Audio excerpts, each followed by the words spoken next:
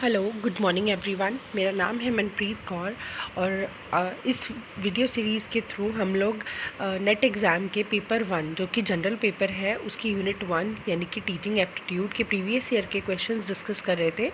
और अभी तक हम 2016 तक के सभी एग्ज़ाम्स डिस्कस कर चुके हैं। इस वीडियो के थ्रू हम लोग दिसंबर 2015 के टीचिंग के क्वेश्चंस डिस्कस करने वाले हैं। तो चलिए शुरू करते हैं। सबसे पहला क्वेश्चन है हमारा, greater the handicap of the students coming to the educational institutions. तो सबसे ज़्यादा डिमांड किसकी होगी, फैमिली की, सोसाइटी की, टीचर की या स्टेट की? तो ऑब्वियसली अगर एजुकेशनल इंस्टीट्यूशन की बात हो रही है तो डिमांड टीचर की होगी। What are the characteristics of continuous and comprehensive evaluation? ये क्या CCE जो सिस्टम है उसकी क्या कैरेक्टरिस्टिक्स है? क्या वो वर्कलोड बढ़ा देता है एम्प्लॉयज़ का मल्टीपल टेस्ट के कारण? क्या वो मार्क्स को रिप्लेस करता है ग्रेड से? क्या इवैल्यूएट करता है स्टूडेंट्स की जो हर एस्पेक्ट से स्टूडेंट्स को इवैल्यूएट करता है और ये उनके एग्जामिनेशन फोबिया को कम करने में मदद करता है? अगर ध्यान से देखा जाए तो जो हमारा फर्स्ट ऑप्शन है यानी कि it increases the workload on students by taking multiple test, ये बिल्कुल सही नहीं है। अगर वर्कलोड बढ़ जाता तो फिर हम लोग इस सिस्टम को अडॉप्ट ही क्यों करते? यानी कि कुछ ना कुछ ऐसी पॉजिटिव चीज़ है इसमें, यानी कि स्टूडेंट्स का वर्कलोड ये बढ़ाता नहीं बल्कि ये कम करता है। कुछ छोटे छोटे टेस्ट लेके हर और मार्क्स को इसने ग्रेड से रिप्लेस किया। स्टूडेंट के मतलब जो एबिलिटीज़ हैं उसको हर एस्पेक्ट से ये इवैल्यूएट करता है और एग्जामिनेशन फोबिया को भी रिड्यूस करने में मदद करता है। अगर इस हिसाब से देखा जाए तो हमारा आंसर बनता है B, C एंड D, और B, C एंड D से हमारा D होता है। अब देखो इस क्वेश्चन को ही दूसरे तरीका जो है हमारा देखने का कि A ऑप्शन तो बिल्कुल भी नहीं आएगा। अगर A ऑप्शन नहीं आएगा तो उसके कारण A और C तो पहले ही कट हो गए। बचा कौन सा, B या D, है ना?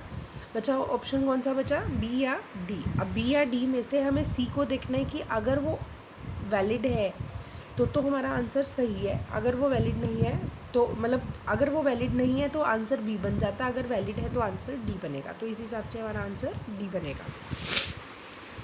नेक्स्ट है, which of the following attributes denote great strength of a teacher?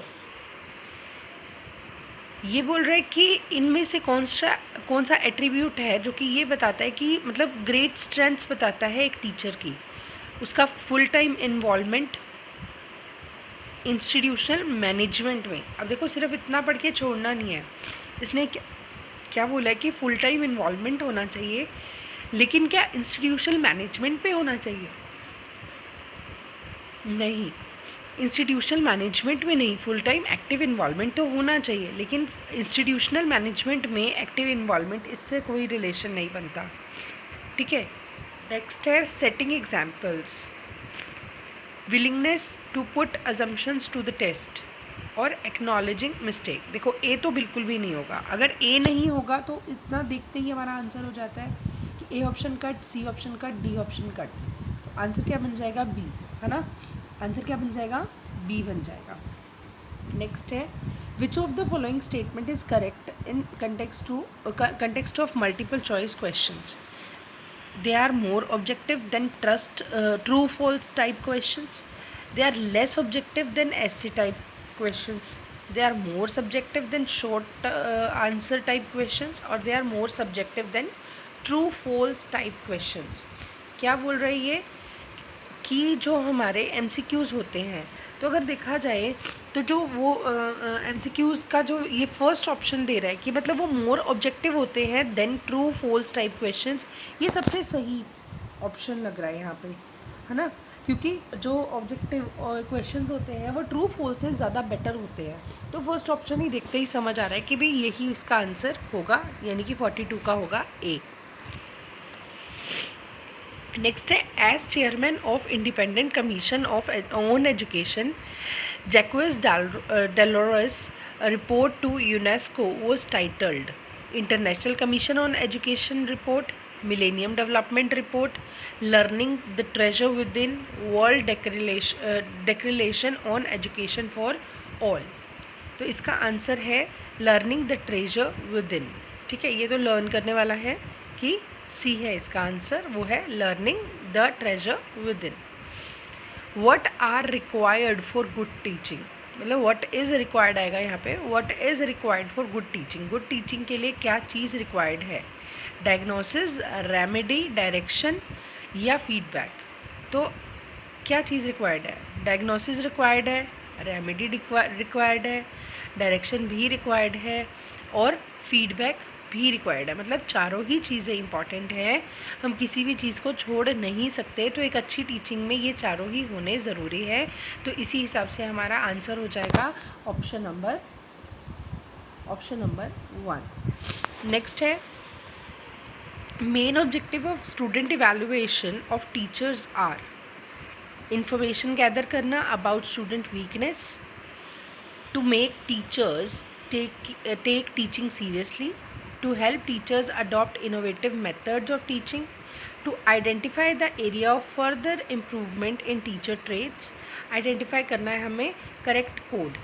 तो देखो ए ऑप्शन की इंफॉर्मेशन कलेक्ट करना किसकी, स्टूडेंट की वीकनेस की। अब यहाँ पे इसने स्टूडेंट वीकनेस की बात करी है, जबकि कभी भी ऐसा नहीं करना चाहिए। स्टूडेंट की वीकनेस की इन्फॉर्मेशन कलेक्ट करने का कोई मतलब नहीं बनता। तो ये ऑप्शन गलत हो जाएगा हमारा, क्योंकि यहाँ पे कुछ नेगेटिव सेंस आ रहा है ना, तो नेगेटिव सेंस नहीं होगा। जब भी आप टीचिंग के क्वेश्चन को सॉल्व करते हो ना, तो उसमें चीज़ें ध्यान क्या रखनी है, एक तो नेगेटिव नहीं होना चाहिए कुछ भी, उसमें नेगेटिव सेंस कर रहा है तो इसका मतलब वो गलत है। दूसरा, हर वक्त आपको स्टूडेंट्स के पॉजिटिव फीचर्स को चेक करना है कि कहाँ पे स्टूडेंट्स का सबसे ज़्यादा बेनिफिट है। अब देखो इस पॉइंट में स्टूडेंट का कोई बेनिफिट नहीं नज़र आ रहा, बल्कि अगर स्टूडेंट की वीकनेस आप गैदर करते हो और उसके थ्रू कुछ करते हो, तो आपका जो बिहेव चेंज होगा स्टूडेंट्स को लेकर, उससे स्टूडेंट्स को कहीं ना कहीं नेगेटिव ही उस पर इम्पैक्ट पड़ेगा।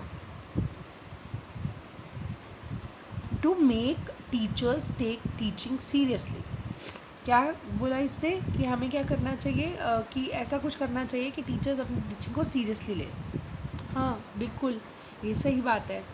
टू हेल्प करनी चाहिए टीचर्स की, ताकि वो इनोवेटिव मेथड्स ऑफ टीचिंग को अडॉप्ट करें, बिल्कुल ठीक है।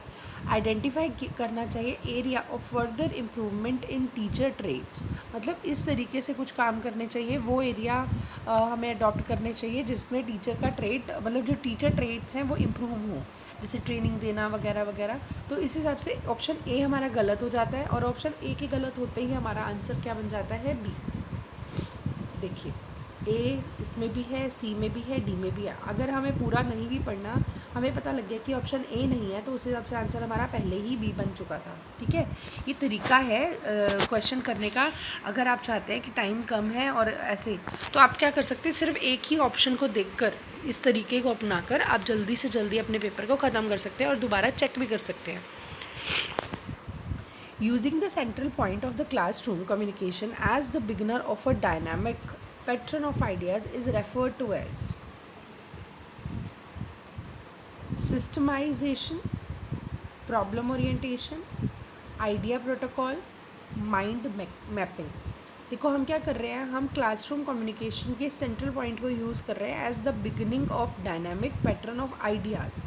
यानी कि इसमें इसका क्या मतलब हुआ, इसका मतलब हुआ हम माइंड मैपिंग करने की कोशिश कर रहे हैं। ठीक है, इसको क्या बोलेंगे, माइंड मैपिंग। माइंड मैपिंग में central point of the classroom communication, मतलब हम क्या करते हैं, central point of the class communication ढूंढने की कोशिश करते हैं as the beginning of a dynamic, ताकि हम लोग डायनेमिक पैटर्न ऑफ आइडियाज़ को शुरू कर सकें। उसके लिए हम माइंड मैपिंग मतलब पहले पता करना शुरू करते हैं कि कहाँ से क्या चीज़ है, माइंड मैप करना। ठीक है, तो इसका आंसर हो जाएगा ऑप्शन नंबर 4। नेक्स्ट है हमारा, attitudes, actions and appearances in the context of classroom communication are considered as verbal, non verbal, impersonal या इरेशनल। देखो इसने क्या बोला, इसने बोला एटीट्यूड्स, एक्शंस और अपीयरेंसेस क्लासरूम कम्युनिकेशन में अगर हम देखें इसे, तो ये क्या होती हैं, क्या कुछ बोला, मतलब एटीट्यूड क्या कुछ बोलता है, नहीं, वर्बल नहीं होता, इम्पर्सनल नहीं होता, ये भी हर बंदे की अपनी होती है, तो ये पर्सनल होती हैं। इरेशनल का यहाँ पे नहीं है कुछ भी, तो ये नॉन वर्बल में काउंट होगी, ठीक है, क्योंकि नॉन वर्बल हुआ ना, जिसमें आप एटीट्यूड या एक्शंस को या अपीयरेंसेस की बात कर रहे हो, तो उसमें कुछ भी वर्बल नहीं आ रहा है, और हर पर्सन का अलग होता है, तो पर्सनल आ रहा है ये, ना कि इम्पर्सनल, तो नॉन वर्बल आएगा यहाँ पे, ठीक है, ये नॉन वर्बल एक्शन है। Most often the teacher student communication is spurious, critical, utilitarian और कन्फ्रंटेंशियल। अब देखो, जब टीचर और स्टूडेंट का कम्युनिकेशन होता है तो उससे कुछ ना कुछ यूटिलिटी होती है, मतलब कुछ ना कुछ बेनिफिशियल होता है वो, कुछ ना कुछ प्रोडक्टिव होता है ना, तो प्रोडक्टिव का मतलब है यूटिलिटेरियन, ठीक है, तो इसका ऑप्शन नंबर सी आंसर होगा। In a classroom, a communicator's trust level is determined by use of hyperbole, the change of voice level, the use of abstract concepts और eye contact। तो इसका क्या होगा, आई कॉन्टेक्ट। कम्युनिकेटर का जो trust level है ना, वो आइज़ हमारी ऐसी होती है जो बिल्कुल सही पिक्चर बताती हैं, सारा कुछ बिल्कुल सही, मतलब आँखों में देखकर आप ये पता कर सकते हो कि किसे सच बोला, किसे झूठ बोला। सिर्फ आई कांटेक्ट बनाकर रखने से बेटर ट्रस्ट लेवल बनता है, तो इसलिए हमारा इसका आंसर हो जाएगा ऑप्शन नंबर डी। इसी के साथ ही हमारे ये क्वेश्चंस जो है ये कंप्लीट होते हैं दिसंबर 2015 तक के। और नेक्स्ट में हम लोग क्या करेंगे, नेक्स्ट में हम लोग आगे के क्वेश्चंस को डिस्कस करेंगे। तो मिलते हैं नेक्स्ट वीडियो में। Thank you.